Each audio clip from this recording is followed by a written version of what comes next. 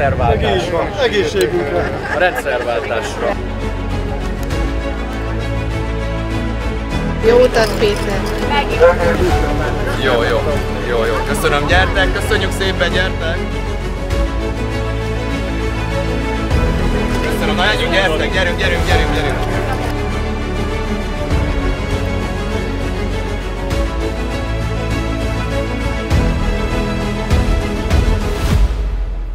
Hány kilométer lesz?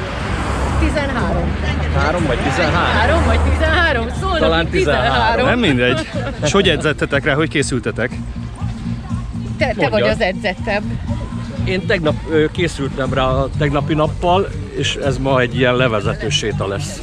És te, Mi tegnap Erika? nagyon vagányan felvágtunk 43 kg húst kockára. Úgyhogy tegnap volt a karnap, ma pedig lábnapot tartunk. Lábnap, épp ezt akartam Igen. mondani, hogy a lábról nem edzettél akkor. Nem, azt ma. És hol alszotok? Van kísérőautó? Van. Ki jön utánatok? A Főnix Sziget Kecskemétről.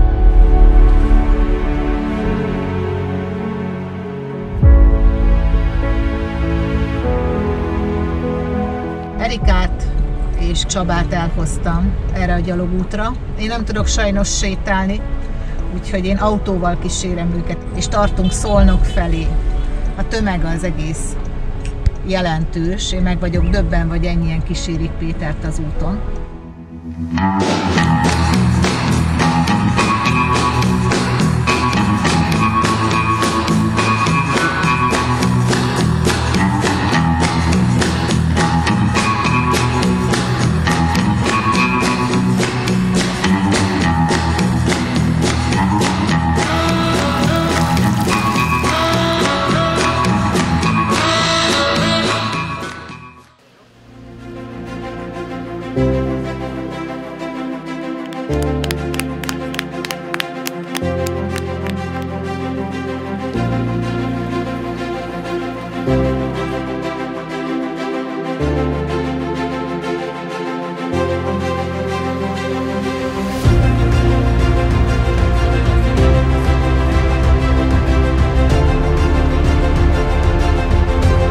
Mindenkinek jó estét, sziasztok!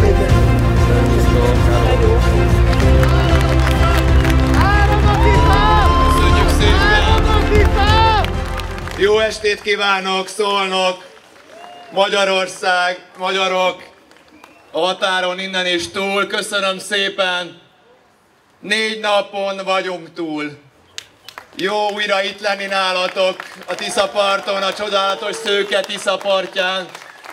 Én elképesztően hálás vagyok mindenkinek, aki akár csak egy métert, egy percet jött velünk, de azoknak is, akik csak lélekben vannak velünk. Bebizonyította már most megint ez az ország, a magyarok többsége, hogy mi tényleg békében szeretnénk élni, tényleg összefogásban, őszintességben, egymás szemébe nézve, egymás kezét megszorítva. Ha valaki megbotlik, akkor őt segítve. Ha valaki valamiben inséget szenved, akkor kisegítve. Ezek vagyunk mi. Bárhogyan is próbálták, vagy próbálják ezt elvenni, vagy eltagadni. Ezek vagyunk mi. Akkor is, ha valaki örmény, ha magyar, ha sváb, ha tót, ha ruszin. Ezek vagyunk itt mi a Kárpát-medencében. És én hiszem azt, hogy végre, közösen, együtt, ahogy szoktuk mondani, most különösen aktuális lépésről lépésre, végre tudunk egy emberséges országot építeni. Egy olyan országot, ahol mindenki ember. Ahol mindenkinek az emberi méltóságát tiszteletben tartják. Akkor is, hogyha mást gondol. Akkor is, hogyha a kis településre jön. Akkor is, hogyha kevésbé szerencsés családból származik. Bármerre megyünk, egyre több ember veszi azt komolyan, gondolja szívből, hogy nincs jobb, nincs bal, csak magyar. És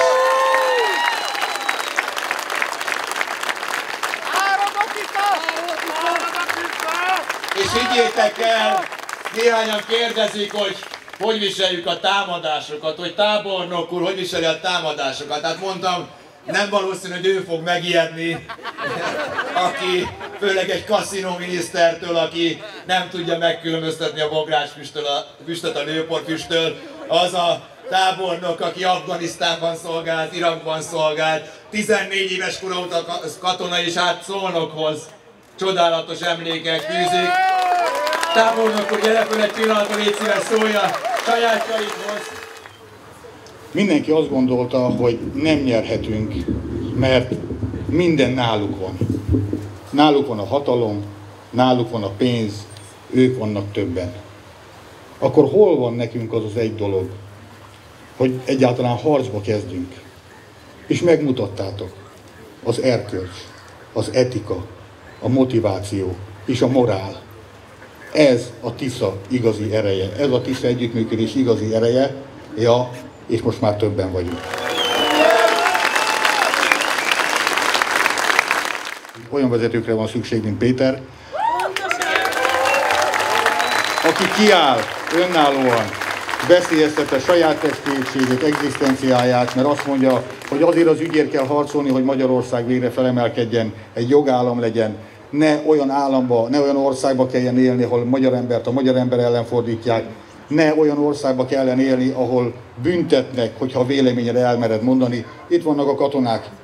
Nagyon sokan megkerestek, hogy jöttem az úton, hogy főnök, veled vagyunk, vigyázz magadra, harcolj értünk. De nem lájkolhatnak, mert bezárják őket, nem oszthatnak posztot, mert kirúgják őket. Nem akarok ilyen országban élni. Ennek a diktatúrának el kell innen menni, és át kell adni a hatalmat egy igazi demokratikus kormánynak.